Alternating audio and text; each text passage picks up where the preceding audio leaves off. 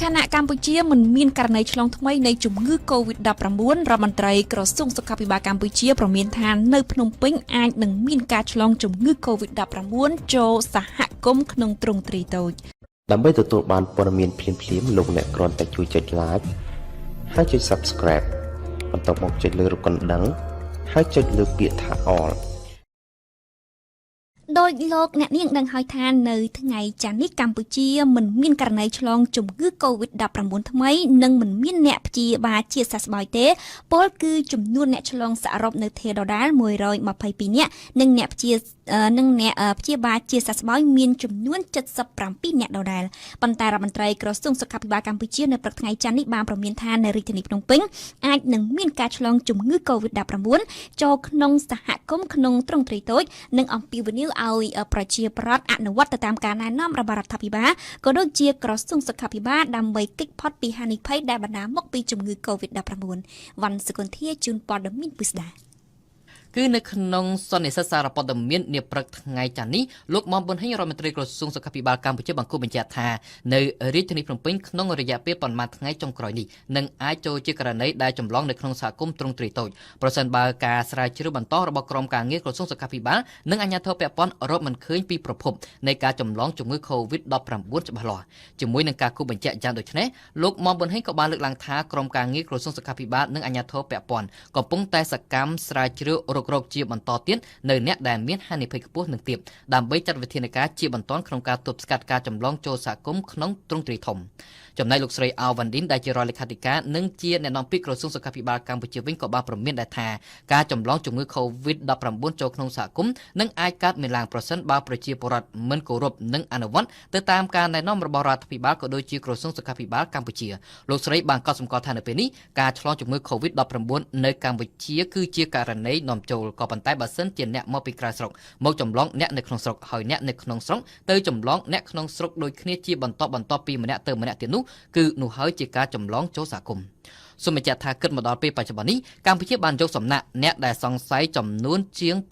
8,900 អ្នកហើយធ្វើវិភាគរោគជំងឺ COVID-19 ក្នុងនោះភាគច្រើនលើសលប់ជាជនជាតិកម្ពុជាចំនួននេះគឺក្នុង1លានអ្នកកម្ពុជាបានធ្វើវិភាគសំណាក់ចំនួន456សំណាក់ដែលច្រើនជាងនៅក្នុងប្រទេសឡាវភូមាឥណ្ឌូនេស៊ីនិងនៅប្រទេសហ្វីលីពីនរដ្ឋមន្ត្រីក្រសួងសុខាភិបាលកម្ពុជាបានអះអាងថាក្នុងមួយថ្ងៃកម្ពុជាមានលទ្ធភាពអាចធ្វើវិភាគរោគជំងឺ COVID-19 ដល់ទៅពី500ទៅ600នាក់គិតមកដល់ពេលនេះផងដែរមនុស្សចំនួន266នាក់កំពុងត្រូវបានដាក់ឲ្យនៅដាច់ដោយឡែកពីគេនៅទូទាំងប្រទេសកម្ពុជាក្នុងនោះចំនួន86នាក់ត្រូវបានដាក់ក្នុងការតាមដានយ៉ាងយកចិត្តទុកដាក់បំផុតដោយសារតែពួកគេទាំងនោះមានហានិភ័យខ្ពស់ក្នុងការឆ្លងជំងឺ COVID-19 កម្ពុជាក៏មានក្រុមគ្រូពេទ្យជំនាញសម្រាប់ថែទាំនិងព្យាបាលអ្នកជំងឺ COVID-19 ចំនួន570នាក់ខណៈដែលបំពង់អុកស៊ីហ្សែនប្រមាណជា200គ្រឿងក៏បានត្រៀមសម្រាប់អ្នកជំងឺ COVID-19 ដែលមានស្ថានភាពធ្ងន់ធ្ងរផងដែរនេះបើតាមការគូបញ្ជាក់ឲ្យដឹងរបស់ក្រសួងសុខាភិបាលកម្ពុជាតកតងទៅនឹងវិធានការកំហិតការធ្វើដំណើររបស់ពលរដ្ឋវិញលោកឧបនាយករដ្ឋមន្ត្រីសខេងរដ្ឋមន្ត្រីក្រសួងមហាផ្ទៃទទួលស្គាល់ថាវិធានការកំហិតការធ្វើដំណើរមិនអាចអនុវត្តឲ្យបានពេញលេញទាំងស្រុងនោះទេបើតាមជំហររបស់ក្រសួងមហាផ្ទៃវិធានការនេះអនុវត្តបានប៉ុណ្ណាគឺយកប៉ុណ្ណឹងដោយគ្មានទោសទណ្ឌអ្វីឡើយលោកសុខេងក៏បានអំពាវនាវដល់កម្លាំងសមត្ថកិច្ចបញ្ជាការប្រាហិង្សាជាដាច់ខាតក្នុងករណីពលរដ្ឋមួយចំនួនមិនចូលរួមសហការសូមស្ដាប់ការលើកឡើងរបស់លោកសុខេងដូចតទៅដោយបានបញ្ជាក់ខាងលើមិញថាក្រៅពីការយកចិត្តទុកដាក់ដើម្បីជួយដល់អង្គភាពរបស់ខ្លួនយើងបានចូលរួមចំណែកដើម្បីនឹងអនុវត្តនៅវិធានការនានារបស់រដ្ឋាភិបាលហើយជាពិសេសចុងក្រោយនេះយើងក៏បានអនុវត្តនៅបទបញ្ជារបស់រដ្ឋាភិបាលក្នុងការដែលប្រយុទ្ធប្រឆាំងជំងឺនឹងដែរការដែលថាហាមឃាត់ការធ្វើដំណើរឆ្លងកាត់ពីខេត្តមួយទៅខេត្តមួយលើកលែងតែចរាចរណ៍មួយចំនួនដែលចាំបាច់ឧទាហរណ៍ឡានដឹកទំនិញឡានអីជាដើមនឹងក៏យើងបានចាត់វិធានការដែរហើយក៏យើងបានដឹកនាំការងារនេះឃើញថាមកដល់ពេលនេះវាមិនបាន 100% ទេយើងជឿអញ្ចឹងពីព្រោះថានេះបទបញ្ជាមែនប៉ុន្តែគឺមិនអនុញ្ញាតឲ្យសមត្ថកិច្ចរបស់យើងដើម្បីនឹងចាត់វិធានការតឹងរឹងរហូតដល់ថាយកទោសយកទណ្ឌអ្នកដែលមិនបានគោរពទេគ្រាន់ថាបកខំពីវនាវឲ្យគាត់យល់គាត់ចូលរួមតែប៉ុណ្្នឹងទេអញ្ចឹងហើយវាអាចមានថាអ្នកខ្លះក៏ទៅតាមផ្លូវជាតិមិនបានក៏ទៅតាមផ្លូវតូចទៅឆ្លងកាត់ទៅអ្នកខ្លះទៀត គឺទៅវិនិច្ឆ័យទៅគឺថាជីឡានតែទៅដល់ប្រហែល200 300ម៉ែត្រដល់បារាសចុះដើរក៏មានដែរចុះដើរហើយគាត់ថាផ្ទះគាត់នៅខាងមុខនោះហើយយើងធ្វើម៉េចអានេះវាខ្ញុំហ៊ាននិយាយថាมันអាចនឹងធានា 100% ក៏ប៉ុន្តែយើងបានធ្វើការងារនេះប្រកបដោយការទទួលខុសត្រូវហើយអស់លទ្ធភាពដែលយើងមានហើយខ្ញុំតែងតែបានណែនាំដល់នៅមតិយោបល់ធ្វើម៉េចអាកប្បកិរិយារបស់មន្ត្រីរបស់យើងគឺមិនត្រូវគេថាធ្វើអ្វីដែលនាំឲ្យប៉ះពាល់ឬក៏ឈានទៅដល់មានការបន្ទោសសារាយអំពើហិង្សាទាំងអស់នោះទេអញ្ចឹងទេក៏នេះជាកិច្ចការដែលយើងបានធ្វើហើយនៅមានកិច្ចការច្រើនទៀតដែលយើងបានធ្វើតាក់ទងទៅនឹងប្រាក់ឧបត្ថម្ភពីសប្បុរសជននៅតាមបណ្ដាខេត្តនៅក្នុងការចូលរួមប្រយុទ្ធជាមួយនឹងជំងឺ Covid-19 លោកឧបនាយករដ្ឋមន្ត្រីសខេងផ្ដល់ភ្លើងខៀវឲ្យខេត្តនីមួយៗប្រើប្រាស់ថវិកាដែលសប្បុរសជនឧបត្ថម្ភតាមភាពជាក់ស្ដែងចោះតែត្រូវមានលិខិតស្នាមបញ្ជាក់ការចំណាយឲ្យបានត្រឹមត្រូវសូមជម្រាបជូនថាការលើកឡើងទាំងអម្បាលម៉ានរបស់លោកឧបនាយករដ្ឋមន្ត្រីសខេងធ្វើឡើងនាឱកាសពិធីប្រគល់រថយន្តជូនស្នងការដ្ឋាននគរបាលខេត្តនិងសម្ភារៈការពារជំងឺ Covid-19 ជូនអគ្គនាយកដ្ឋានចំណុះឲ្យក្រសួងមហាផ្ទៃនៅព្រឹកថ្ងៃច័ន្ទនេះនៅឯទីស្តីការក្រសួងមហាផ្ទៃនៅថ្ងៃនេះគឺជាថ្ងៃចូលឆ្នាំថ្មីប្រពៃណីជាតិខ្មែរដែលត្រូវនឹងឆ្នាំជូតទស័កពុទ្ធសករាជ2564ទោះបីជារដ្ឋាភិបាលកម្ពុជាលើកពេលប្រារព្ធនៃពិធីបុណ្យចូលឆ្នាំខ្មែរក៏ដោយចោះតែអ្នកនយោបាយជើងចាស់នៅកម្ពុជាបានបញ្ចេញសារជូនពររៀងៗខ្លួនទៅកាន់ប្រជាប្រដ្ឋខ្មែរខណៈដែលថ្ងៃឈប់សម្រាកសម្រាប់ពិធីនេះចំនួន4ថ្ងៃត្រូវបានលុបចោលដើម្បីបង្ការការឆ្លងជំងឺ Covid-19 ការអំពាវនាវដើម្បីបញ្ជៀសការចម្លងជំងឺ Covid-19 សុទ្ធតែត្រូវបានពន្លិចឡើងនៅក្នុងសារជូនពររបស់អ្នកនយោបាយខ្មែរនៅឆ្នាំ2020នេះយើងស្ដាប់អឹងបន្ថនលោកនាយករដ្ឋមន្ត្រីហ៊ុនសែនបានជូនពរដល់ជនរួមជាតិនិងកងកម្លាំងប្រដាប់អាវុធទូទាំងប្រទេសជួបតែសេចក្តីសុខនិងសុខភាពល្អជាពិសេសជៀសផុតពីជំងឺទាំងឡាយរួមទាំងជំងឺ Covid-19 ផងឆ្លៀតក្នុងឱកាសនេះលោកក៏បានអរគុណជាថ្មីចំពោះប្រជាពលរដ្ឋនិងមន្ត្រីរាជការព្រមទាំងគណៈកម្មការនីទាំងអស់ដែលបានយោគយល់និងចូលរួមទប់ស្កាត់ប្រយុទ្ធប្រឆាំងជំងឺ Covid-19 ដោយបន្តធ្វើការងារជាធម្មតាក្នុងថ្ងៃចូលឆ្នាំខ្មែរនេះចំណែកលោកសំរងស៊ីវិញពីក្រៅប្រទេសបានជូនពរដល់ជនរួមជាតិព្រមទាំងក្រុមគ្រួសារឲ្យជៀសឆ្ងាយពីរោគគាទាំងពួងជាពិសេសជៀសផុតពីជំងឺ Covid-19 ដែលកំពុងតែរាតត្បាតទូទាំងពិភពលោកក៏ប៉ុន្តែក្រៅពីបញ្ហា Covid-19 ចំពោះប្រទេសកម្ពុជាមេដឹកនាំគណៈបកប្រឆាំងរូបនេះក៏បួងសួងឲ្យមនុស្សនៅក្នុងគណៈបកសង្គ្រោះជាតិនិងនៅក្នុងចំណោមប្រជាពលរដ្ឋខ្មែរបានឃើញនៅពន្លឺប្រជាធិបតេយ្យសេរីភាពនិងយុត្តិធម៌យ៉ាងពិតប្រាកដនៅក្នុងឆ្នាំថ្មីនេះយ៉ាងណាក៏ដោយលោកកឹមសុខាមិនបានលើកពីបញ្ហានយោបាយនៅក្នុងសារជូនពរដល់វ័យអន្លាយរបស់លោកទេតែប្រធានអតីតគណៈបកសង្គ្រោះជាតិរូបនេះបានផ្ដោតខ្លាំងតែទៅលើបញ្ហា COVID-19 លោកកឹមសុខាបានអំពាវនាវឲ្យប្រជាជនមានការអត់ធ្មត់រក្សាអនាម័យនិងការពារសុខភាពតាមការណែនាំរបស់សមត្ថកិច្ចដោយពង្រឹងស្មារតីឲ្យរឹងមាំទាំងផ្លូវកាយនិងផ្លូវចិត្តដោយជឿជាក់ថាមនុស្សលោកនឹងយកឈ្នះលើជំងឺ COVID-19 នៅក្នុងពេលឆាប់ៗជាមិនខានសារនេះគឺមានអត្ថន័យស្រដៀងគ្នានឹងសារជូនពររបស់លោកហេងសំរិនដែលក្រៅតែពីសរសើរដល់ការដឹកនាំរបស់លោកនាយករដ្ឋមន្ត្រីហ៊ុនសែនប្រធានរដ្ឋសភារូបនេះក៏បានអំពាវនាវឲ្យប្រជាជនរក្សាអនាម័យជាប្រចាំខណៈដែលអាជ្ញាធរពាក់ព័ន្ធកំពុងចាត់វិធានការតឹងរ៉ឹងទប់ស្កាត់ការចម្លងរាលដាលនៃជំងឺ COVID-19 នៅក្នុងប្រទេសកម្ពុជាជាពិសេសគឺក្នុងអំឡុងពេលបុណ្យចូលឆ្នាំខ្មែរនេះតែម្ដងសូមរំលឹកជូនថារដ្ឋាភិបាលកម្ពុជាបានប្រកាសលុបចោលការឈប់សម្រាកបុណ្យចូលឆ្នាំខ្មែរនៅឆ្នាំ2020នេះដែលមានចំនួន4ថ្ងៃក៏ប៉ុន្តែរដ្ឋាភិបាលអះអាងថានឹងសងជំនួសថ្ងៃឈប់សម្រាកវិញនៅក្រោយពេលដែល COVID-19 ត្រូវបានបញ្ចប់តាក់ទងទៅនឹងដំណើរការងាររបស់កម្មកររោងចក្រវិញអ្នកនាំពាក្យក្រសួងការងារលោកហេងសួរបានឲ្យដឹងថាកម្មករនិយោជិតនិងរោងចក្រប្រមាណជា 95% បានបើកដំណើរការជាធម្មតានៅថ្ងៃច័ន្ទនេះដែលជាថ្ងៃទី1នៃពិធីបុណ្យចូលឆ្នាំខ្មែរបន្ថែមពីនេះនៅខេត្តស្វាយរៀងរោងចក្រដែលបានឈប់សម្រាកកាលពីថ្ងៃសៅរ៍ក៏បានបើកដំណើរការជាធម្មតាផងដែរនៅថ្ងៃនេះជាថ្មីទៀតអ្នកនាំពាក្យក្រសួងការងាររំលឹកថាកម្មករនិយោជិតដែលឈប់សម្រាកក្នុងអំឡុងពេលនៃពិធីបុណ្យចូលឆ្នាំថ្មីនឹងត្រូវធ្វើចតល័យស័ក14ថ្ងៃក្រោយចូលឆ្នាំហើយពួកគេនឹងមិនទទួលបានប្រាក់បៀវត្សទេប្រសិនបើឈប់គ្មានការអនុញ្ញាតពីរោងចក្រនោះ ចំណែកក្រសួងអប់រំយុវជននិងកីឡានៅថ្ងៃទី13ខែមេសានេះបានចេញសេចក្តីណែនាំថ្មីមួយស្តីពីការលើកកម្ពស់ការបង្រៀននិងរៀនពីចម្ងាយឬតាមប្រព័ន្ធអេឡិចត្រូនិកសម្រាប់គ្រឹះស្ថានសិក្សាឯកជនគ្រប់កម្រិតក្នុងគោលដៅរួមចំណែកជាមួយរដ្ឋាភិបាលកម្ពុជា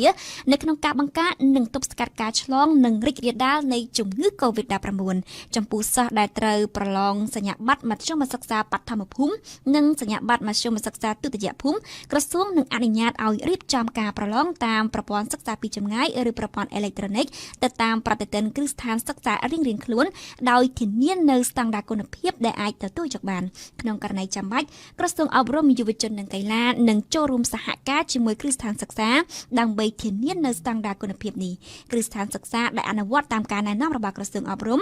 អាចចេញសញ្ញាបត្រមធ្យមសិក្សាបឋមភូមិនិងសញ្ញាបត្រមធ្យមសិក្សាទុតិយភូមិដោយមានការទទួលស្គាល់ពីក្រសួងអប់រំប៉ុន្តែសម័យគ្រឹះស្ថានសិក្សាត្រូវចុះហត្ថលេខាដោយខ្លួនឯងបន្ថែមលើនេះក្រសួងអប់រំក៏អំពាវនាវដល់ម្ចាស់ទីតាំងដីដែលត្រូវបានជួលសម្រាប់ដំណើរការគ្រឹះស្ថានសិក្សាមួយចំនួនឲ្យបញ្ចុះតម្លៃឈ្នួលទៅតាមភាពជាក់ស្ដែងដើម្បីដកបន្ទុកមួយចំនួនដែលរងផលប៉ះពាល់ពីជំងឺ COVID-19 ហើយក្រសួងអប់រំក៏បានអំពាវនាវដល់ធនាគារជាតិនៃកម្ពុជាធ្វើអន្តរាគមន៍ជាមួយធនាគារពាណិជ្ជនិងគ្រឹះស្ថានមីក្រូហិរញ្ញវត្ថុទាំងអស់ដែលបានផ្ដល់ប្រាក់កម្ចីដល់គ្រឹះស្ថានសិក្សាមួយចំនួនពិចារណាបញ្ចុះអត្រាការប្រាក់និងពន្យាការទូទាត់សំណងទៅតាមលទ្ធភាពដើម្បីដកបន្ទុកមួយចំនួនដែលរងផលប៉ះពាល់ពីជំងឺ COVID-19 ចំណែកគណៈកម្មការអចិន្ត្រៃយ៍នៃប្រសិទ្ធភាពនៅព្រឹកថ្ងៃច័ន្ទនេះបានបើកកិច្ចប្រជុំពិនិត្យទៅលើសេចក្តីព្រាងច្បាប់ស្តីពីការគ្រប់គ្រងប្រទេសក្នុងគ្រាអាសន្នមុនពេលដាក់ក្នុងសម័យប្រជុំពេញអង្គវិសាមញ្ញនៅថ្ងៃទី17ខែមេសាដើម្បីត្រួតពិនិត្យនិងអនុម័តលើសេចក្តីព្រាងច្បាប់នេះទាំងស្រុងសូមជម្រាបជូនថាកិច្ចប្រជុំត្រួតពិនិត្យរបស់គណៈកម្មការអចិន្ត្រៃយ៍នៃប្រសិទ្ធភាពនៅព្រឹកថ្ងៃច័ន្ទនេះធ្វើឡើងបន្ទាប់ពីសេចក្តីព្រាងច្បាប់ដាក់ប្រទេសក្នុងគ្រាអាសន្នត្រូវបានរដ្ឋសភាអនុម័តទាំងស្រុងកាលពីថ្ងៃសុក្រសប្តាហ៍មុនសេចក្តីព្រាងច្បាប់នេះមាន5ជំពូកនិង15មាត្រាយើងងាកមកជម្រាបជូននៅព័ត៌មានអន្តរជាតិវិញម្ដងផ្ដើមចេញពីប្រទេសបារាំងប្រធានសហជីពនយោជកបារាំងមានប្រសាសន៍ថាបន្ទាប់ពីមានការបន្ធូរបន្ថយវិធានការបិទប្រទេសបរដ្ឋបារាំងនឹងត្រូវខិតខំធ្វើការឲ្យខ្លាំងជាងមុនដើម្បីជួយសេដ្ឋកិច្ចឲ្យមានដំណើរការល្អឡើងវិញរដ្ឋាភិបាលបារាំងគាំទ្រចំពោះការលើកឡើងនេះហើយបន្ថែមទៀតថាមានតែការធ្វើបែបនេះទេទើបអាចជួសជុលសេដ្ឋកិច្ចដែលរងផលប៉ះពាល់យ៉ាងធ្ងន់ធ្ងរពីវិបត្តិ COVID-19 យើងស្ដាប់អង្គកឹមអនរឿងដែលយើងត្រូវផ្ដោតការយកចិត្តទុកដាក់ជាចម្បងនោះគឺធ្វើយ៉ាងណាឲ្យម៉ាស៊ីននៃសេដ្ឋកិច្ចបារាំងដំណើរការបានល្អនៅឆ្នាំ2021ដើម្បីអាចប៉ះប៉ូវសងការខូចខាតដែលមានក្នុងឆ្នាំ2020បង្កឡើងដោយវិបត្តិ COVID-19 នេះគឺជាសម្ដីរបស់លោក Geoffroy Roder Bézier ប្រធានសហព័ន្ធសហជីពនយោជក BDEF ប្រាប់ទៅកាន់កាសែត The Figaro កាលពីថ្ងៃសៅរ៍ទី11ខែមេសាម៉ាស៊ីនសេដ្ឋកិច្ចដើរបានល្អបង្កើតជាទ្រព្យធននិងបើកផ្លូវឲ្យមានការបង្កើននៅចំនួនពន្ធគយដូច្នេះហើយលុយដែលរដ្ឋប្រមូលបាននឹងអាចយកទៅសងបំណុលដែលចំណាយក្នុងពេលស្រុកទេសជួបវិបត្តិលោក Bézier បញ្ជាក់បន្ថែមគួរកត់សម្គាល់ថាប្រទេសបារាំងនាពេលបច្ចុប្បន្ននេះកំពុងតែប្រឈមមុខទៅនឹងវិបត្តិសេដ្ឋកិច្ចធ្ងន់ធ្ងរបំផុតមិនធ្លាប់មានពីមុនមកនោះទេរាប់ចាប់តាំងពីចប់សង្គ្រាមលោកទី2នាឆ្នាំ1945មកមន្ត្រីរដ្ឋាភិបាលបារាំងបានឲ្យដឹងកាលពីពេលថ្មីៗនេះថាអាជីវកម្មក្នុងប្រទេសចន្លោះពី30ទៅ40%បានបិទទ្វារទាំងស្រុងដោយសារតែជំងឺ COVID-19 ហើយសេដ្ឋកិច្ចរបស់បារាំងបានធ្លាក់ចុះរហូតដល់ទៅចំនួន 6% នៅក្នុងត្រីមាសទី1នៃឆ្នាំ2020នេះរដ្ឋលេខាធិការក្រសួងសេដ្ឋកិច្ចនិងហិរញ្ញវត្ថុបារាំងគឺលោកស្រី Agnès Pannier-Runacher បានថ្លែងនៅក្នុងបទសម្ភាសន៍មួយជាមួយនឹងវិទ្យុក្នុងស្រុកថាប្រជាពលរដ្ឋទាំងអស់នឹងប្រហែលជាត្រូវធ្វើការច្រើនជាងមុនដើម្បីជួសជុលសកម្មភាពសេដ្ឋកិច្ចដែលបានបាត់បង់ស្រដៀងគ្នានេះដែរប្រធានសហជីពនយោជកបារាំងគឺលោក Bézier បានបញ្ចេញយោបល់ថាដើម្បីស្ដារសេដ្ឋកិច្ចបញ្ហាមួយដែលគេគួរគិតគូរឡើងវិញនោះគឺម៉ោងធ្វើការងារនិងថ្ងៃឈប់សម្រាកនេះមានន័យថាគេត្រូវធ្វើយ៉ាងណាធ្វើការឲ្យបានច្រើនជាងមុនពីព្រោះថាវាអាចបង្កើនកំណើនសេដ្ឋកិច្ចជាតិបានគូបញ្ជាក់ជូនថាកាលពីខែមីនាប្រទេសបារាំងបានអនុម័តច្បាប់ជាបន្ទាន់មួយអនុញ្ញាតឲ្យរដ្ឋាភិបាលចាត់វិធានការពិសេសក្នុងការគាំទ្រក្រុមហ៊ុនសហគ្រាសបារាំងនិងអនុញ្ញាតឲ្យក្រុមហ៊ុនមិនចាំបាច់គោរពតាមគោលការណ៍នៃក្រមការងារមួយចំនួន នៅក្នុងវិស័យខ្លះក្រុមហ៊ុនអាចស្នើសុំឲ្យបុគ្គលិកធ្វើការលើសពីចំនួនកំណត់35ម៉ោងក្នុងមួយសប្តាហ៍ឬក៏អាចកាត់បន្ថយចំនួនម៉ោងធ្វើការឬក៏អាចកំណត់ថ្ងៃឈប់សម្រាករហូតដល់រយៈពេលមួយសប្តាហ៍បានកាលពីថ្ងៃសុក្រទី10មេសារដ្ឋាភិបាលបារាំងក៏បានប្រកាសផងដែរបង្កើនថវិកាសង្គ្រោះផ្នែកសេដ្ឋកិច្ចពីចំនួន45,000 លានអឺរ៉ូទៅដល់ចំនួន100,000 លានអឺរ៉ូរដ្ឋលេខាធិការក្រសួងសេដ្ឋកិច្ចហើយនិងហិរញ្ញវត្ថុបារាំងបាននិយាយថាគោលដៅរបស់រដ្ឋាភិបាលគឺផ្ដល់ខ្យល់អុកស៊ីហ្សែនដល់អាជីវកម្មក្នុងប្រទេសដូច្នោះហើយពួកគេអាចមានខ្យល់ដកដង្ហើមរស់និងបន្តជំនះទល់នឹងវិបត្តិបានក៏ប៉ុន្តែនាពេលខាងមុខពួកគេក៏ត្រូវប្រឹងប្រែងធ្វើការទ្វេដងដើម្បីបង្កើនទ្រព្យសម្បត្តិរួមផងដែរចំណែកនៅអង់គ្លេសវិញក្រោយចាក់ចេញពីមន្ទីរពេទ្យនៅថ្ងៃអាទិត្យម្សិលមិញនាយករដ្ឋមន្ត្រីអង់គ្លេស Boris Johnson បាននិយាយនៅក្នុងសេចក្តីអត្ថាធិប្បាយជាលើកដំបូងបង្អស់ថាបុគ្គលិកពេទ្យគឺជាអ្នកជួយសង្គ្រោះជីវិតរបស់លោកបើទោះបីជាបានជាសះស្បើយពីជំងឺយ៉ាងណាក្តីលោក Boris Johnson នៅខណៈពេលនេះកំពុងស្ថិតនៅក្រោមសម្ពាធយ៉ាងខ្លាំងដោយសារតែរដ្ឋបាលរបស់លោកត្រូវចេញមុខពន្យល់ពីមូលហេតុដែលនាំឲ្យចំនួនអ្នកស្លាប់ដោយសារតែជំងឺ COVID-19 នៅអង់គ្លេសកើនឡើងយ៉ាងលឿនរហ័សពលគឺកើនឡើងរហូតដល់ទៅជាង 10,000 នាក់ហើយអំឡុងពេលនៃការរីករាលដាលនៃជំងឺ COVID-19 ការជួបជុំគ្នាក្នុងពិធីបុណ្យសាសនាក៏ជាក្តីព្រួយបារម្ភខ្លាំងព្រោះថាវាងាយឆ្លងនិងចម្លងមេរោគ COVID-19 បានយ៉ាងលឿនហើយក្នុងសប្តាហ៍នេះនិងសប្តាហ៍ក្រោយជាឱកាសពិសេសនៃបុណ្យដ៏សំខាន់របស់សាសនាគ្រិស្តនិងជីវិតដែលមានពុទ្ធបរិស័ទរាប់លាននាក់នៅលើពិភពលោកចូលរួមប្រារព្ធនៅអឺរ៉ុបសម្ដេចប៉ាហ្វ្រង់ស៊ុយសូត្រមន្តកាលពីម្សិលមិញនៅក្នុងបូរីវ៉ាទីកង់ដោយគ្មានពុទ្ធបរិស័ទហើយការសូត្រធម៌ត្រូវចាក់ផ្សាយតាមបណ្ដាញសង្គមនិងកញ្ចក់ទូរទស្សន៍ផងដែរនៅអេស្ប៉ាញក្រុមប្រមុខដឹកនាំសាសនាគ្រិស្តលើកឡើងថាគ្មានអ្វីសំខាន់ជាងការគោរពជីវិតមនុស្សនោះទេហេតុនេះហើយកិច្ចការពិធីសាសនាត្រូវលើកពេលឬក៏ត្រូវធ្វើពិធីបូជានៅតាមផ្ទះរៀងៗខ្លួននៅបារាំងវិញប្រមុខរដ្ឋាភិបាលលោកអេម៉ានូអែលម៉ាក្រុងបានប្រកាសជាច្រើនថ្ងៃមកហើយថាពិធីបុណ្យសាសនាគឺមិនអាចប្រព្រឹត្តទៅដោយតាមទម្លាប់ធម្មតាបានទេគេអាចអនុវត្តទៅតាមជំនឿរបស់បុគ្គលនីមួយៗបានតែត្រូវធ្វើនៅតាមគេហដ្ឋានរៀងៗខ្លួនតែប៉ុណ្ណោះផ្ទុយទៅវិញវិហារសាសនាមួយចំនួននៅតែបន្តទទួលគ្រឹះពុទ្ធបរិស័ទជាច្រើនឲ្យចូលមកសូត្រធម៌បួងសួងដោយជានៅសហរដ្ឋអាមេរិកជាដើមការជួបជុំគ្នាធ្វើពិធីសាសនាគឺជាក្តីព្រួយបារម្ភខ្លាំងរបស់អ្នកជំនាញសុខាភិបាលព្រោះថាក្នុងឱកាសជួបជុំនេះគឺជាការងាយចម្លងមេរោគ COVID-19 ទៅកាន់មនុស្សជាច្រើនផ្សេងទៀត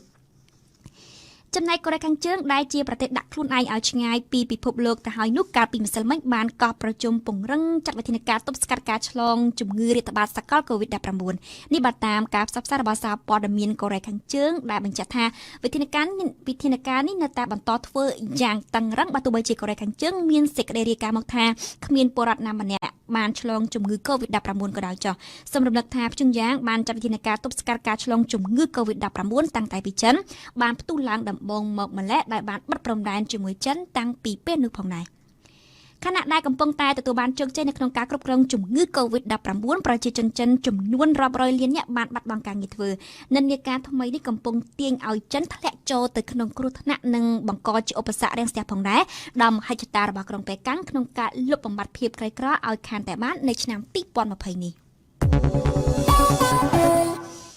ប្រធានាធិបតីហាសាន់រ៉ូហានីបានប្រកាសកាលពីថ្ងៃអាទិត្យម្សិលមិញថាប្រទេសអ៊ីរ៉ង់បានទទួលកញ្ចប់មូលនិធិថវិកាចំនួន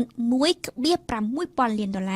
ដែលត្រូវបានសហរដ្ឋអាមេរិកបង្កក់នៅក្នុងប្រទេសលុចសាំបួរប្រធានាធិបតីហាសាន់រ៉ូហានីប្រកាសយ៉ាងដូចនេះនៅក្នុងកិច្ចប្រជុំគណៈរដ្ឋមន្ត្រីនិងដែលត្រូវបានចាក់ផ្សាយនៅតាមកញ្ចក់ទូរទស្សន៍របស់អ៊ីរ៉ង់ការទទួលបានទឹកប្រាក់ដែលបង្កកដោយសហរដ្ឋអាមេរិកនេះគឺបន្ទាប់ពីមានការប្តឹងផ្តល់អស់រយៈពេលជាច្រើនឆ្នាំនៅតុលាការលុចសាំបួរហើយអាដាមជូនព័ត៌មានពិស្ដាលោកប្រធានាធិបតីហាសានរ៉ូហានីបានប្រឡូយពាក្យសរសើររដ្ឋមន្ត្រីសេដ្ឋកិច្ចនិងអ្នកច្បាប់របស់ខ្លួនថាពិតជាជោគជ័យដ៏ឆើតនិងដ៏ធំសម្បើមនៅលើវិស័យផ្នែកច្បាប់យោងតាម website ព័ត៌មានស៊ើបអង្កេតនៅក្នុងប្រទេសលុចសំបួរតុលាការកំពូលបានបើកសវនាការជំរះក្តីលើសំណុំរឿងលុយរបស់អ៊ីរ៉ង់ដែលសហរដ្ឋអាមេរិកបង្កកនៅប្រទេសលុចសំបួរសវនាការនេះរៀបចំឡើងនៅថ្ងៃទី2មេសាក៏ប៉ុន្តែតាំងពីពេលនោះមកសាលាជំរះក្តីជាន់ខ្ពស់នេះមិនបានបង្ហាញសេចក្តីសម្រេចជាសាធារណៈថាយ៉ាងម៉េចនោះទេស្រាប់តែនៅពេលនេះប្រធានាធិបតីអ៊ីរ៉ង់បានចេញមុខប្រកាសថាប្រទេសរបស់ខ្លួនឈ្នះក្តីនាប៉ុន្មានថ្ងៃកន្លងមកនេះបន្ទាប់ពីបានដំណើរការក្តីក្តាំអស់រយៈពេលជាច្រើនខែហើយនឹងថាធនាគារកណ្ដាលនិងក្រសួងការបរទេសរបស់អ៊ីរ៉ង់បានទទួលទឹកប្រាក់ $1.6 លានពីភាគីសហរដ្ឋអាមេរិកវិញនៅមិនទាន់មានប្រតិកម្មយ៉ាងណានៅឡើយទេ គេគួរតែរំលឹកជូនដែរថាសហរដ្ឋអាមេរិកនិងអ៊ីរ៉ង់ឆ្លោះគ្នាជាយូរឆ្នាំមកហើយអាមេរិកបានចោទអ៊ីរ៉ង់ថាជាក្រុមភេរវជន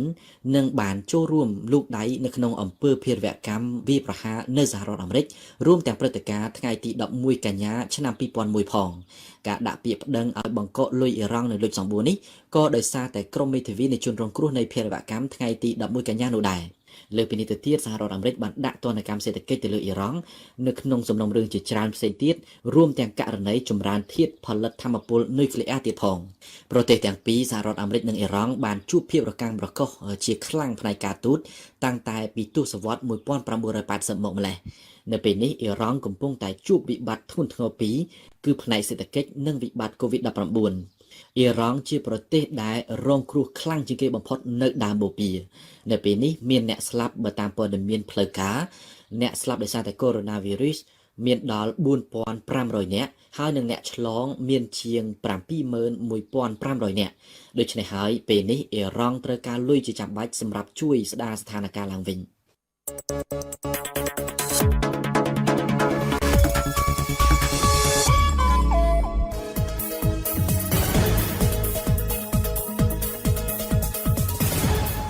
វិទ្យុបារាំងអន្តរជាតិ AFE 92 MHz នៅភ្នំពេញនិងសៀមរាប 94.5 MHz នៅបាត់ដំបងកំពង់ចាមនិងក្រុងព្រះសីហនុចាលោកអ្នកស្ដាប់ជាទីគោរពលោកអ្នកនាងកំពុងតែបើកស្ដាប់កម្មវិធីព័ត៌មានរបស់វិទ្យុបារាំងអន្តរជាតិ AFE ការផ្សាយរបស់យើងជាបន្តដំបូងគឺជានេតិព្រឹត្តិការណ៍កម្ពុជាប្រចាំថ្ងៃរៀបចំជូនដោយវ៉ាសំណប់បានដាក់ជាសំណួរថាតើស្វ័យសិក្សានៅតាមផ្ទះធានាដល់គុណភាពអប់រំនៅកម្ពុជាឬទេអំឡុងពេលនៃការផ្ទុះឡើង COVID-19 បន្តមកទៀតគឺជានេតិទស្សនៈព្រឹត្តិការណ៍ពិភពលោករៀបចំជូនដោយឆននីណាលើកឡើងថាប្រទេសកំពុងអភិវឌ្ឍប្រឈមហានិភ័យគ្មានលទ្ធភាពសងបំណុលអំឡុងពេលនៃវិបត្តិ COVID-19 ក្រោយមកទៀតគឺជានីតិទស្សនៈព្រឹត្តិការណ៍កម្ពុជារបស់រចនាមើលឃើញថាសេណារីយ៉ូសេដ្ឋកិច្ចចំនួន3សម្រាប់កម្ពុជានៅក្រៅវិបត្តិ COVID-19 ហើយចុងក្រោយគឺជានីតិភូមិសាស្ត្រនយោបាយរបស់ហ្សង់ហ្វ្រង់សួតាន់លើកឡើងអំពីអាស៊ីតានតឹងដោយហេតុតែបញ្ហាសមុទ្រចិនខាងត្បូងព្រឹត្តិការណ៍កម្ពុជាប្រចាំថ្ងៃគឺដោយសារតែវិបត្តិនៃការឆ្លងរីករាលដាលនៃជំងឺ COVID-19 បានតម្រូវឲ្យរដ្ឋាភិបាលកម្ពុជាប្រកាសបិទសាលារៀនទាំងរដ្ឋនិងឯកជនជាបណ្ដោះអាសន្ននៅក្នុងក្របខ័ណ្ឌទូទាំងប្រទេសបន្ថែមលើនេះការប្រឡងសញ្ញាបត្រមធ្យមសិក្សាបឋមភូមិក៏ដូចជាសញ្ញាបត្រមធ្យមសិក្សាទុតិយភូមិត្រូវបានពន្យាពេលដោយគ្មានការកំណត់ផងដែរប៉ុន្តែនៅក្នុងកិច្ចខិតខំប្រឹងប្រែងដើម្បីផ្ដល់ចំណេះដឹងដល់សិស្សានុសិស្សនិងធានាដល់គុណភាពអប់រំក្រសួងបានបង្កើតកម្មវិធីស្វ័យសិក្សានៅតាមផ្ទះដោយប្រើប្រាស់សៀវភៅសិក្សាគោលនិងតាមរយៈប្រព័ន្ធអេឡិចត្រូនិកនិងទូរទស្សន៍ផងដែរប៉ុន្តែសំណួរសួរថាតើស្វ័យសិក្សានៅតាមផ្ទះធានាដល់គុណភាពអប់រំនៅកម្ពុជាដែរឬទេយើងស្ដាប់សេចក្តីរាយការណ៍ដែលរៀបចំជូនដោយវ៉ាសំណាប់ដូចតទៅលោករងឈុនអតីតប្រធានសមាគមគ្រូបង្រៀនកម្ពុជាឯករាជ្យនៅក្នុងកលៈទេសៈនេះអត់មានជំរឿទេមានតែតាមអនឡាញតាមទូរទស្សន៍នឹងវាប្រសើរជាងអត់សោះបាទគ្រាន់តែប៉ុណ្្នឹងហើយបើថាឲ្យរកជំរឿផ្សេងរៀនក្លឹបរៀនអីហ្នឹងมันអាចទៅរួចទេពីព្រោះมันអាចឲ្យមានការប្រមូលផ្ដុំពីព្រោះយើងការពារខ្លាចจะឆ្លងមេរោគកូវីដ -19 ហ្នឹងការលើកឡើងរបស់លោករងឈុនដែលបច្ចុប្បន្ននេះមានតួនាទីជាទីប្រឹក្សាសមាគមគ្រូបង្រៀនកម្ពុជាឯករាជ្យនេះគឺបន្ទាប់ពីរដ្ឋាភិបាលកម្ពុជាបានប្រកាសបិទសាលារៀននៅទូទាំងប្រទេសជាបណ្ដោះអាសន្នដើម្បីទប់ស្កាត់ការឆ្លងរីករាលដាលនៃជំងឺ COVID-19 នៅក្នុងកិច្ចខិតខំប្រឹងប្រែងដើម្បីផ្ដល់ចំណេះដឹងដល់សិស្សានុសិស្សនិងដើម្បីធានាដល់គុណភាពអប់រំនៅកម្ពុជានៅក្នុងកលៈទេសៈនេះក្រសួងអប់រំយុវជននិងកីឡាក៏បានបង្កើតកម្មវិធីស្វ័យសិក្សានៅតាមផ្ទះដោយប្រើប្រាស់សៀវភៅសិក្សាគោលនិងតាមរយៈប្រព័ន្ធអេឡិចត្រូនិកនិងប៉ុស្តិ៍ទូរទស្សន៍ជាដើមប៉ុន្តែសំណួរសួរថាតើស្វ័យសិក្សានៅតាមផ្ទះនេះធានាដល់គុណភាពអប់រំនៅកម្ពុជាបានដែរឬទេលោកស្រីអុកឆាយាវីប្រធានសមាគមគ្រូបង្រៀនកម្ពុជាឯករាជ្យចំពោះខ្ញុំដែលក្រោយពីមានបញ្ហា COVID-19 នឹងកើតឡើងហើយឲ្យសិស្សសានុសិស្សគាត់រៀនតាមអនឡាញយើងឃើញថាធម្មតាទេរៀនគ្រូនិងសិស្សត្រូវតែគុណភាពអប់រំធ្លាក់ចុះសម្រាំតែរៀនតាមអនឡាញនេះជាឱកាសមួយបើសិស្សដែលចូលចិត្តនឹងសិក្សាតាមអនឡាញជាកត្តាល្អហើយប៉ុន្តែចំពោះសិស្សដែលអត់មានទូរស័ព្ទដែលប្រើប្រាស់ទៅរៀនតាមអនឡាញហើយជាពិសេសមានទូរស័ព្ទហើយប៉ុន្តែគាត់ពេលខ្លះគាត់អត់មានថវិកាក្នុងការដាក់ ដើម្បីសិក្សាតាមអនឡាញនេះជាការប្រឈមមួយដែរប៉ុន្តែយ៉ាងហោចណាស់ក៏ពួកគាត់បានរួមគ្នាក្នុងការបង្ការជំងឺ Covid ដែរចា៎ លោករងឈុន ចំពោះចំណាត់ការរបស់ក្រសួងអប់រំយើងសាទរទៅនឹងចំណាត់ការដែលមានកម្មវិធីបង្រៀនតាមអនឡាញតាមទូរទស្សន៍តែបានរៀបចំកន្លងមកនេះហើយយើងគ្រាន់តែមើលឃើញថាការដែលរៀនតាមអនឡាញរៀនតាមទូរទស្សន៍អីហ្នឹងយើងឃើញថាវាមិនបានគ្រប់ជ្រុងជ្រោយសម្រាប់សិស្សានុសិស្សទាំងអស់ទេបើបង្រៀនតាមអនឡាញវាបានតែនៅទីប្រជុំជនហើយទីជនបទមិនអាចរៀនតាមអនឡាញបាននោះទេហើយចំពោះករណីការរៀនសូត្រដែលយើងដឹងហើយសិស្សានុសិស្សមួយចំនួនបើរៀននៅតាមសាលាគាត់មានការកិច្ចវេះសាលាផងបើយើងធ្វើការស្គាល់កន្លងមកពុំរំបង្រៀនតាមអនឡាញតាមការស្ម័គ្រចិត្តខ្លួនឯងយើងគិតថាវាបានផលដែរប៉ុន្តែផលតិចតួចសម្រាប់ការសិក្សាទៅតាមអនឡាញតាមទូរទស្សន៍នេះបាទ ប៉ុន្តែលោករស់សុវិចាអ្នកនាំពាក្យនិងជាអគ្គនាយករងនៃអគ្គនាយកដ្ឋានគោលនយោបាយនិងផែនការនៃក្រសួងអប់រំយុវជននិងកីឡាបានឆ្លើយតប ក្រសួងអប់រំយុវជនកីឡាបានមានចេញជាសេចក្តីណែនាំពាក់ព័ន្ធទៅនឹងការសិក្សាគ្រប់កម្រិតសិក្សាតាក់ទងទៅនឹងការសិក្សាពីចម្ងាយហើយក្រសួងបានសហការជាមួយនឹងក្រសួងព័ត៌មានតាក់ទងទៅនឹងការផ្សាយពីការបង្រៀនគ្រប់កម្រិតសិក្សាដើម្បីជូនទៅដល់អ្នកសិក្សាគ្រប់កម្រិតដែលអាចទទួលបានតាមការផ្សព្វផ្សាយពីទូរទស្សន៍ជាតិកម្ពុជាផងដែរបាទ ចំពោះខ្ញុំគ្រាន់តែសំណូមពរដល់ម៉ែឪសិស្សដែលគាត់មានលទ្ធភាពឬក៏ទោះបីមិនមានលទ្ធភាពក៏ដោយព្យាយាមបង្រៀនកូនតាមអ្វីដែលអាចបង្រៀនបានអញ្ចឹងនេះហើយជាកត្តាមួយដែលធ្វើឲ្យកូនរបស់គាត់នៅតែកិច្ចផាត់ពីជាពិសេសគ្រឿងញៀនផងហើយនឹងអំពើអ្វីមួយដែលសង្គមស្អប់ខ្ពើមផងចា៎ នៅក្នុងកលៈទេសៈនេះតួនាទីមេដាបិតាអាណាព្យាបាលផ្សេងហ្នឹងដើរតួនាទីសំខាន់រំលឹកដល់កូនចៅរបស់ខ្លួនធ្វើម៉េចឲ្យពួកគាត់កាន់សភៅរៀនសូត្រនៅក្នុងកំឡុងពេលអន្តរកាលនេះបាទពំរាំតែការថមថយទៅនឹងកថាឬមួយរកបាក់សាំងការពារនៅមេរោគនេះបានបាទ ដោយសារភាពមិនច្បាស់លាស់នៃការរីករាលដាលនៃជំងឺ Covid-19 នៅក្នុងប្រទេសកម្ពុជានោះក្រៅពីការបិទសាលារៀននៅទូទាំងប្រទេសហើយក្រសួងអប់រំយុវជននិងកីឡាកាលពីថ្ងៃទី 8 មេសាក៏បានប្រកាសពន្យាពេលនៃការប្រឡងសញ្ញាបត្រមធ្យមសិក្សាបឋមភូមិនិងមធ្យមសិក្សាទុតិយភូមិដោយគ្មានការកំណត់ផងដែរបើទោះបីជាក្រសួងមិនទាន់កំណត់ពេលវេលានៃការប្រឡងជាថ្មីក្តីក៏ប៉ុន្តែប្រធានសមាគមគ្រូបង្រៀនកម្ពុជាឯករាជ្យលោកស្រីអុកឆាយាវីបានលើកឡើងថាការប្រឡងនៅតែចាំបាច់សម្រាប់សិស្សានុសិស្សដូច្នេះស្វ័យសិក្សាតាមផ្ទះគឺមានសារៈសំខាន់ណាស់ហើយសិស្សានុសិស្សដែលកំពុងត្រៀមប្រឡងក៏មិនត្រូវភ្លេចខ្លួននោះដែរលោកស្រីអុកឆាយាវី បើសិនជាអ្វីដែលថាឧទាហរណ៍ថាក្រសួងអនុញ្ញាតឲ្យឆ្នាំនេះប្រឡងចប់ទាំងអស់ខ្ញុំគិតថាដូចហាក់បីដូចជាមិនប្រសើរទេ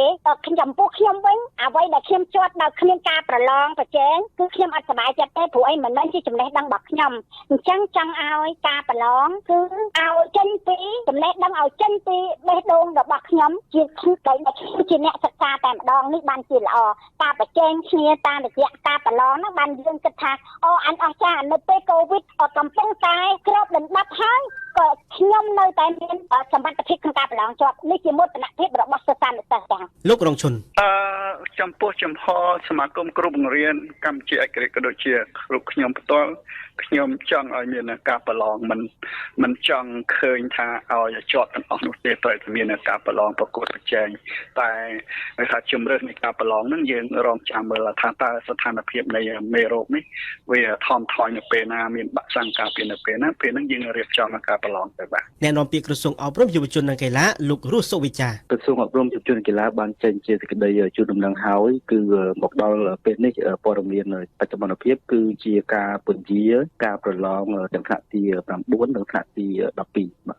ចំពោះការប្រឡងខ្ញុំបានឃើញដែរក្រសួងបានប្រកាសជាសាធារណៈឲ្យថានឹងមានការពន្យាពេលសមាគមគ្រូបង្រៀនកម្ពុជាឯករាជ្យយើងអាសាទរទៅនឹងការលើកពេលនៃការប្រឡងពីព្រោះ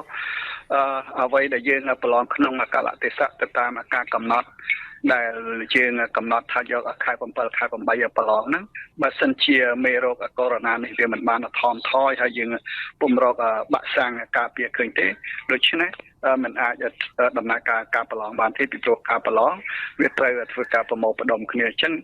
ជៀសវាងយើងត្រូវការពារអាយុជីវិតយុវជនសិស្សានុសិស្សល្អជាងនៅថាដាក់កម្មវិធីក្នុងការប្រឡងដែលមានមេរោគកំពុងតែរាតត្បាតមិនថាប្រទេសយើងនេះវាទូទាំងពិភពលោកអញ្ចឹងត្រូវពន្យាពេលរងចាំនៅពេលដែលមានការថមថយនៃការរាតត្បាតនៃមេរោគកូវីដ -19 នេះបាទដើម្បីជាដំណោះស្រាយចំពោះសិស្សានុសិស្សដែលគាត់អត់មានស្មាតហ្វូនណាខ្ញុំមិនអោយក្រសួងឬក៏រដ្ឋាភិបាលហ្នឹងទៅទិញស្មាតហ្វូនឲ្យគាត់ម្នាក់មួយទេចាតែយើងខ្ញុំគ្រាន់តែចង់ឲ្យក្រសួងហ្នឹងធ្វើបែបណាដើម្បីឲ្យសិស្សហ្នឹងទទួលបាននៅអ្វីដែលពួកគាត់កំពុងតែត្រូវការអញ្ចឹងប្រឡងយើងលើកពេលឧទាហរណ៍ថាប្រឡងកូវីដចាប់ខែឧទាហរណ៍ខែ4នឹងចាប់ចាស់បានផុតរលត់ពីផែនដីនឹងចាស់អញ្ចឹងក្នុងខែ5អញ្ចឹងឲ្យសិស្សានុសិស្សហ្នឹងគាត់មកដើម្បីយកសំណួរដែលត្រៀមប្រឡងចាសំណួរដែលត្រៀមប្រឡងដើម្បីឲ្យគាត់សិក្សម្ដងហើយម្ដងទៀតរយៈពេលប្រឡងកំណត់ឧទាហរណ៍ថាកន្លះខែក្នុងកំឡុងសំណួរត្រៀមប្រឡងទាំង100សំណួរនេះអញ្ចឹងក្នុងវាចេញក្នុងនឹងទាំងអស់ប៉ុន្តែច្បិចយកតែចំនួនសំណួរតែមួយចំនួនទេដើម្បីដាក់ក្នុងវិញ្ញាសាប្រឡងអញ្ចឹងលើកទឹកចិត្តពួកគាត់ថាឲ្យខំប្រឹងប្រែងធ្វើយ៉ាងណាឲ្យចេះទាំង100សំណួរហ្នឹងនេះជាឧទាហរណ៍ដើម្បីឲ្យពួកគាត់ខំណាពួកគាត់ខំទាំងយប់ទាំងថ្ងៃឯពេលហ្នឹងដើម្បីប្រឡងជាប់នៅពេលដែលថ្ងៃប្រឡងបានកំណត់ចា៎អ្នកនាំពាក្យក្រសួងអប់រំយុវជននិងកីឡាលោករស់សុវិចាមកដល់ពេលនេះព័ត៌មានបច្ចុប្បន្នភាពគឺមានត្រឹមជាការពន្យាពេលការប្រឡងថ្នាក់ទី9និងថ្នាក់ទី12ដោយនឹងជម្រាបជូនសាធារណជននៅពេលក្រោយនៅពេលដែលមានព័ត៌មានថ្មីពាក់ព័ន្ធគូជំរាបជូនដែរថានៅក្នុងកិច្ចខិតខំប្រឹងប្រែងដើម្បីផ្ដល់គុណភាពអប់រំដល់សិស្សានុសិស្សក្រសួងអប់រំយុវជននិងកីឡាក៏បានចុះអនុសារណៈយោគយល់គ្នាជាមួយក្រសួងព័ត៌មានដើម្បីពង្រីកការផ្សព្វផ្សាយពីការសិក្សាតាមរយៈប៉ុស្តិ៍ទូរទស្សន៍ជាតិកម្ពុជានិងតាមប៉ុស្តិ៍ទូរទស្សន៍ខ្សែកាបនៅក្នុងប្រទេសកម្ពុជាផងដែរបើតាមលោកហងជួននរ៉ុនរដ្ឋមន្ត្រីក្រសួងអប់រំយុវជននិងកីឡាទន្ទឹមនឹងកិច្ចខិតខំប្រឹងប្រែងរបស់ក្រសួងអប់រំយុវជននិងកីឡាក្រសួងព័ត៌មានដៃគូពាក់ព័ន្ធនានាព្រមទាំងក្រុមហ៊ុនឯកជនក៏បានចូលរួមសហការដើម្បីធ្វើយ៉ាងណាជំរុញឲ្យការសិក្សាពីចម្ងាយនេះកាន់តែមានភាពងាយស្រួលនិងអំណោយផលដល់សិស្សានុសិស្សនៅគ្រប់កម្រិតសិក្សាផងដែរបើតាមលោករដ្ឋមន្ត្រីការផលិតមាតិកាអប់រំអេឡិចត្រូនិកមិនត្រឹមតែរួមចំណែកក្នុងការទប់ស្កាត់ការរីករាលដាលនៃជំងឺ Covid-19 ប៉ុណ្ណោះទេក៏ប៉ុន្តែក៏បានរួមចំណែកផងដែរក្នុងការជំរុញការអប់រំបែប Digital របស់ក្រសួងអប់រំស្របតាមចក្ខុវិស័យរបស់រដ្ឋាភិបាលកម្ពុជាដែលកំពុងដំណើរការឆ្ពោះទៅរកគោលដៅនៃប្រទេសដែលមានសេដ្ឋកិច្ចបែប Digitalប្រឈមមុខទល់នឹងវិបត្តិ COVID-19 ប្រទេសភាគច្រើននៅលើពិភពលោកជាពិសេសប្រទេសកំពុងអភិវឌ្ឍត្រូវប្រឈមហានិភ័យគ្មានលទ្ធភាពសងបំណុលសាធារណៈរបស់ខ្លួនតើប្រទេសណាខ្លះអាចលើកជាឧទាហរណ៍ថាតើកម្រិតបំណុលសកលបច្ចុប្បន្នមានទំហំធំប៉ុណ្ណានិងតើស្ថាប័នអន្តរជាតិធំៗអាចធ្វើអ្វីបានខ្លះជាបន្តយើងស្ដាប់ការពន្យល់របស់ឆននីណាដូចតទៅ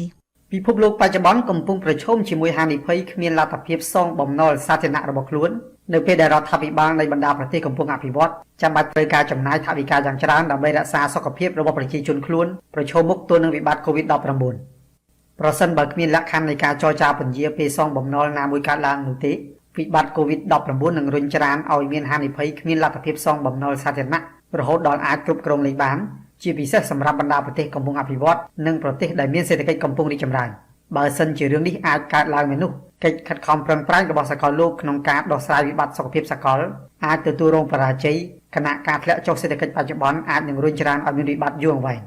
ទាំងប្រទេសជឿនលឿននិងប្រទេសកំពុងអភិវឌ្ឍសុទ្ធតែត្រូវប្រឈមនឹងវិបត្តិសេដ្ឋកិច្ចដែលគ្មាននរណាអាចរំពឹងទុកនេះដោយសារតែសកម្មភាពអាជីវកម្មបានបិទទ្វារហើយបុគ្គលិកការងារបានបាត់បង់ចំណូលរបស់ខ្លួនក៏ប៉ុន្តែវិបត្តិ COVID-19 ទំនងបង្កើតបញ្ហាធ្ងន់ធ្ងរ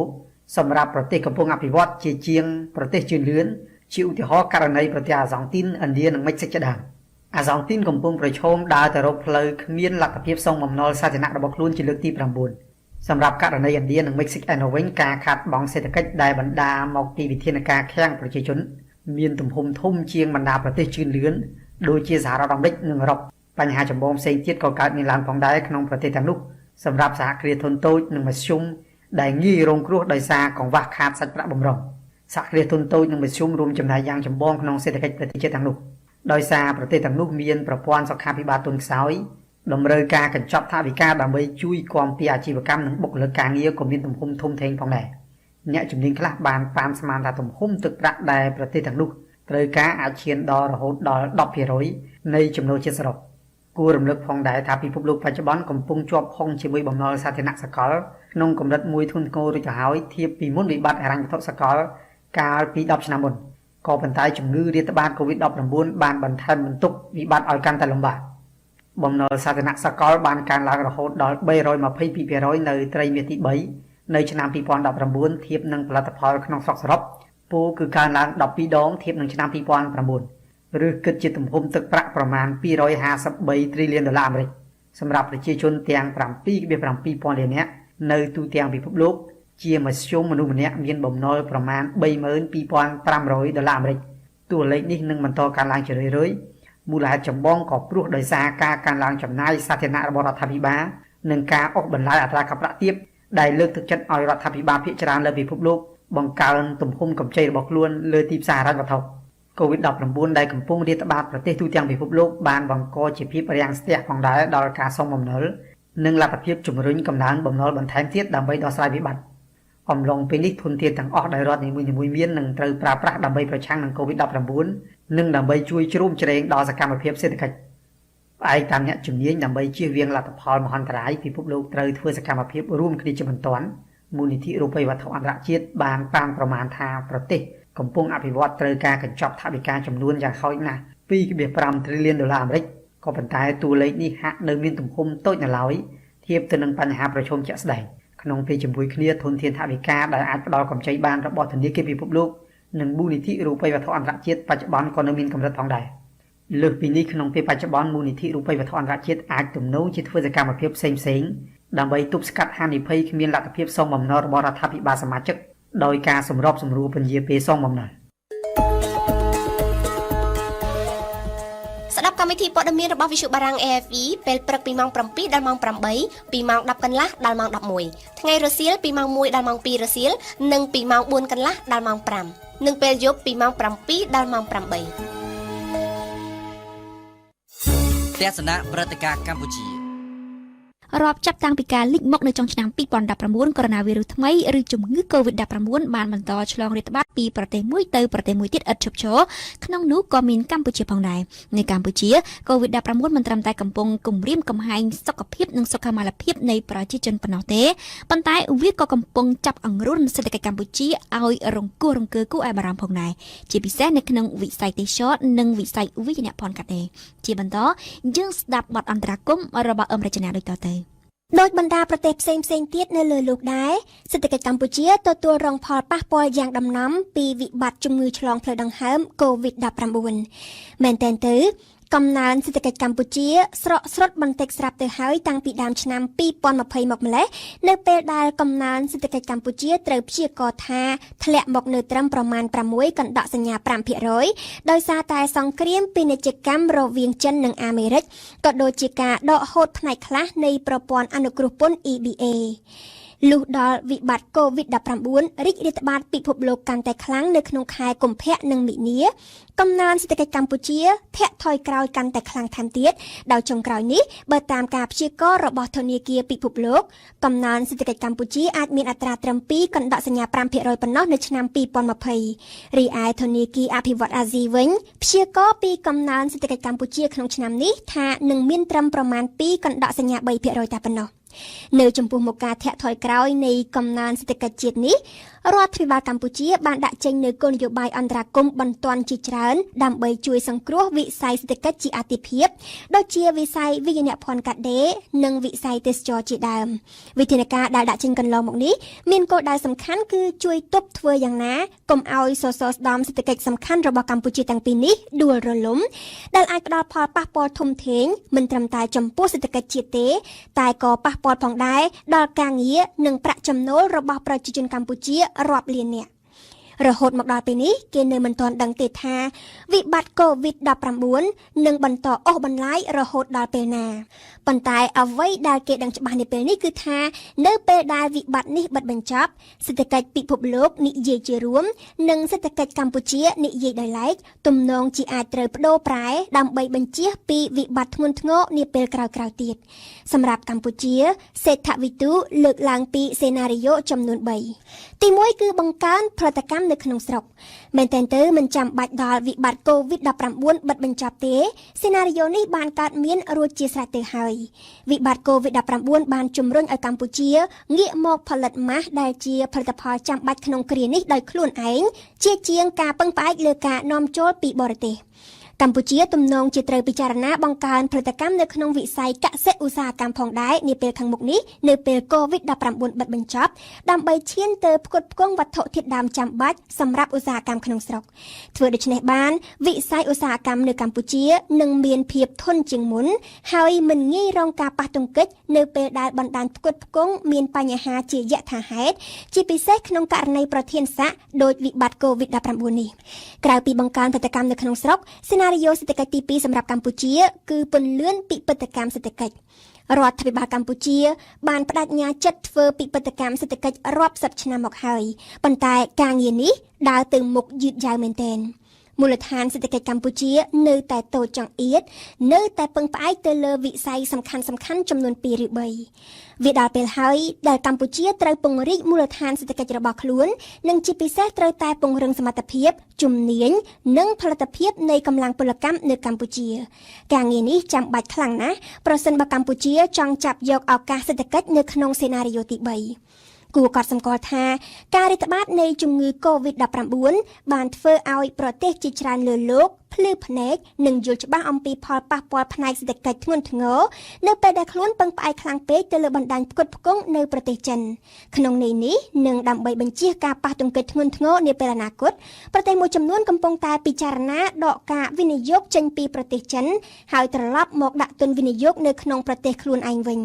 ចំណែកខ្លះទៀតកំពុងតែស្វែងរកដៃគូរកស៊ីថ្មីនៅតាមបណ្ដាប្រទេសដទៃទៀតដែលមានតម្លៃពលកម្មនិងផលិតកម្មទាបនិងជាពិសេសគឺមានជំនាញដែលខ្លួនត្រូវការ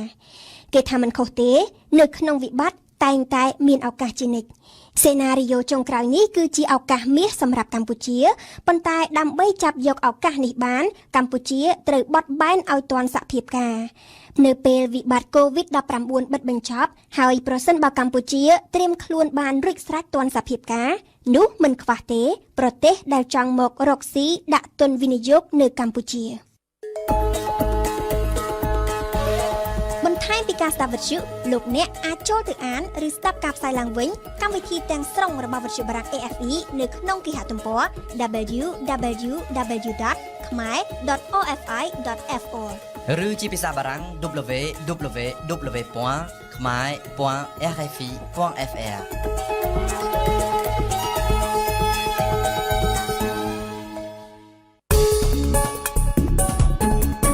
ភូមិសាស្ត្រនយោបាយ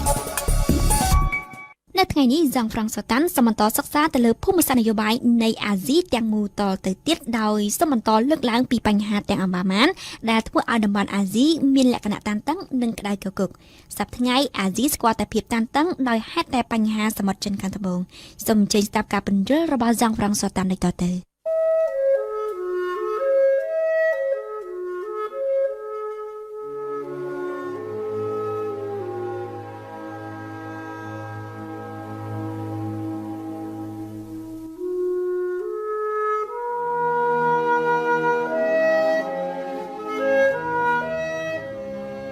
បញ្ហាសមុទ្រចិនខាងត្បូង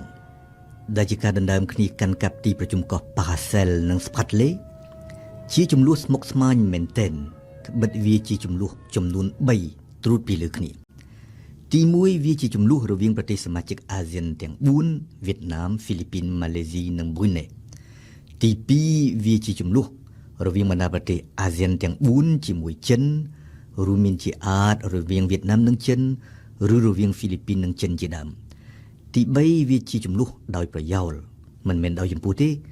រវាងអាមេរិកនិងចិនដែលជាគូប្រជែងដណ្ដើមឥទ្ធិពលគ្នានៅអាស៊ីប៉ាស៊ីហ្វិក និយាយរួមគឺជាការដណ្ដើមសិទ្ធិគ្នានេសាទត្រីការដណ្ដើមសិទ្ធិគ្នារុករកប្រេងកាតនិងឧស្ម័នធម្មជាតិនិងជាការដណ្ដើមគ្នាក្តោបក្តាប់តំបន់យុទ្ធសាស្ត្រមួយសែនសំខាន់ពីព្រោះទីប្រជុំកោះប៉ារ៉ាសេលនិងទីប្រជុំកោះស្ផាត់លេវាស្ថិតនៅចំកណ្ដាលផ្លូវទឹករបស់នាវាដឹកទំនិញ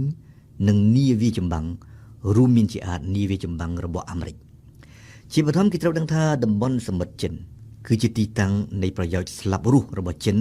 នៅលើវិស័យយុទ្ធសាស្ត្រនៅត្រង់នេះបើគេមើលផែនទីតំបន់គេនឹងយល់ភ្លាមថាចិនដែលជាកំពូលមហាអំណាចតំបន់ខ្វះច្រកផ្លូវទឹកនៅប៉ែកខាងកើតមហាយៈចិនមិនអាចចេញទៅកាន់មហាសមុទ្រប៉ាស៊ីហ្វិកបានដូចជិតនោះទេ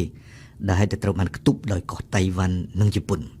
នៅប៉ែកខាងត្បូងវិញមហាយៈចិនមិនអាចចេញទៅកាន់មហាសមុទ្រឥណ្ឌាបានដូចជិតនោះទេដែលហេតុតែត្រូវបានខ្ទប់ដោយទីប្រជុំកោះជាច្រើនរយដែលទីក្រុងប៉េកាំងហ្វីលីពីនវៀតណាមម៉ាឡេស៊ីនិងប៊ុយណេកំពុងដណ្ដើមគ្នាកាន់កាប់គេត្រូវដឹងទៀតថាខុសផ្ទុយពីសតវត្សមុនដែលចិនជាមហាអំណាចយោធាជើងគោកនៅសតវត្សទី21នេះចិនមានមហិច្ឆតាចង់ក្លាយជាមហាអំណាចយោធាជើងទឹកនៅក្នុងនេះចិនសាងសង់នាវាផ្ទុកយន្តហោះបានដល់ទៅ2គ្រឿងនិងអភិវឌ្ឍនាវាមុជទឹកដែលអាចបាញ់មីស៊ីលពំក្បាលនុយក្លេអ៊ែរបានព្រមទាំងសាងសង់យន្តហោះអត់មនុស្សបើកដើម្បីយាមល្បាតនិងការពារព្រំដែនទឹកដូចគ្នាយ៉ាងដែរតំបន់សមុទ្រចិនជាពិសេសតំបន់សមុទ្រចិនខាងត្បូងជាមូលដ្ឋានស្នូលមួយនៃគម្រោងផ្លូវសូត្រថ្មី One Belt One Road របស់ប្រធានាធិបតីស៊ីជីនពីងគឺជាការសាងសង់ហេដ្ឋារចនាសម្ព័ន្ធផ្លូវគោកនិងផ្លូវទឹកដើម្បីតភ្ជាប់ប្រទេសចិនទៅនឹងតំបន់សំខាន់នៃពិភពលោករួមមានជាអាស៊ីអាគ្នេយ៍អឺរ៉ុបអាហ្វ្រិកអាមេរិកខាងត្បូងនិងអាស៊ីកណ្ដាលហើយនៅក្នុងក្របខ័ណ្ឌនៃគម្រោងផ្លូវសូត្រថ្មីនេះផ្លូវទឹកទាំងអស់ត្រូវចេញពីតំបន់សមុទ្រចិនខាងត្បូងឆ្ពោះទៅកាន់សមុទ្រឥណ្ឌានិងទៅកាន់មហាសមុទ្រប៉ាស៊ីហ្វិកម្ល៉េះហើយកាន់កាប់តំបន់សមុទ្រចិនឲ្យបានទាំងស្រុងគឺជាការមួយចាំបាច់បំផុតសម្រាប់ថ្នាក់ដឹកនាំចិនដោយឡែកតំបន់សមុទ្រចិនគឺជាទីតាំងនៃប្រយោជន៍ស្លាប់រស់របស់ចិននៅលើវិស័យប្រវត្តិសាស្ត្រនិងនិមិត្តរូបគេត្រូវយល់ថាគូបដិបកបច្ចុប្បន្នរបស់ចិនអតីតសត្រូវរបស់ចិននិងចំនួនទឹកដីមួយភាគធំរវាងចិននិងបណ្ដាប្រទេសជិតខាងសុទ្ធតែប្រមូលផ្ដុំគ្នានៅក្នុងតំបន់សមុទ្រចិនឬនៅជុំវិញតំបន់សមុទ្រចិនមានដូចជាតៃវ៉ាន់ដែលនៅតែមិនព្រមទទួលស្គាល់គោលការណ៍ចិនតែមួយនិងជប៉ុនដែលជាអតីតគូសត្រូវស៊ីសាច់ហុតឈាមគ្នារបស់ចិននៅដែលកំពុងឆ្លោះគ្នាជាមួយចិនជុំវិញបញ្ហាទីប្រជុំកោះសិនកាគូនៅសមុទ្រចិនខាងកើតម្ល៉េះហើយក្នុងនាមប្រវត្តិសាស្ត្រនិងនិមិត្តរូបថ្នាក់ដឹកនាំចិនចាំបាច់ត្រូវតែចិញ្ចឹមមោទនភាពនិងជាតិនិយមជុំវិញបញ្ហាសមុទ្រចិនខាងត្បូងនិងសមុទ្រចិនខាងកើតដើម្បីបំផុសឲ្យមានឯកភាពជាតិនិងសាមគ្គីជាតិនៅពេលណាចាំបាច់ម្ដង